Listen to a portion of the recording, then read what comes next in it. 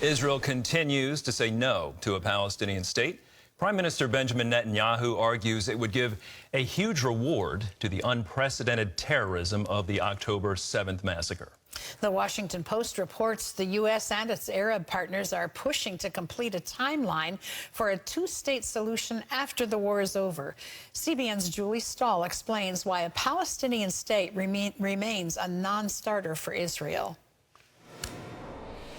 After a call with President Biden, Israeli Prime Minister Benjamin Netanyahu again rejected the idea of recognizing a Palestinian state. Posting on X, formerly known as Twitter, he summed up his opposition in 2 sentences. Israel categorically rejects international dictates regarding a permanent settlement with the Palestinians. Such an arrangement will be reached only through direct negotiations between the parties without preconditions. Israel will continue to oppose the unilateral recognition of a Palestinian state. Such recognition in the wake of the October 7th massacre would give a huge reward to unprecedented terrorism and prevent any future peace settlement.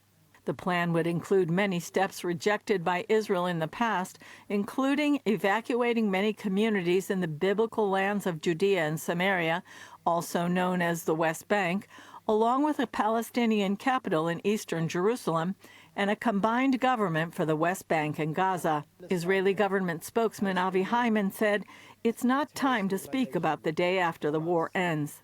Now is not the time to be speaking about gifts for the Palestinian people at a time when the Palestinian Authority themselves have yet to even condemn the October 7th massacre. Now is the time for victory.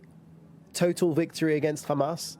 All discussions of the day after Hamas will be had the day after Hamas. And today in southern Israel, a terrorist attack at a bus station, a shooter killing 2 and wounding 4 others before being stopped. Meanwhile, Israel criticized a United Nations official who told Sky News that despite its acts of terror, Hamas is not a terror organization, which is a position held by the UN. I think it's very difficult. And as you say, I've worked with many different terrorist and insurgent groups. Hamas is not a terrorist group for us, of course, as you know. It's a political movement. Posting on X, Israel's UN ambassador Gilad Erdan blasted Griffiths, saying, "You are no humanitarian. Sadly, you are a terror collaborator." Also, Netanyahu and other senior Israeli officials met with CIA Director William Burns in Tel Aviv to discuss talks for the release of the hostages.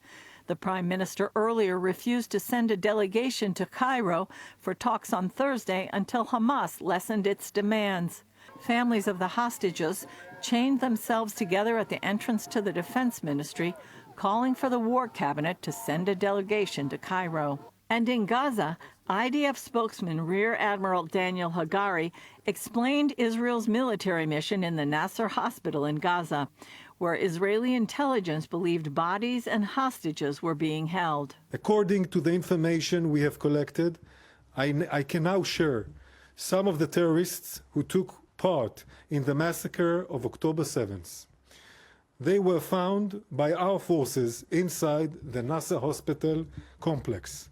If it weren't for Hamas starting this war, taking our hostages and hiding in the hospital, we wouldn't need to be in the hospital in the first place. Hamas started this war. Israel will end this war. Julie Stahl, CBN News, Jerusalem.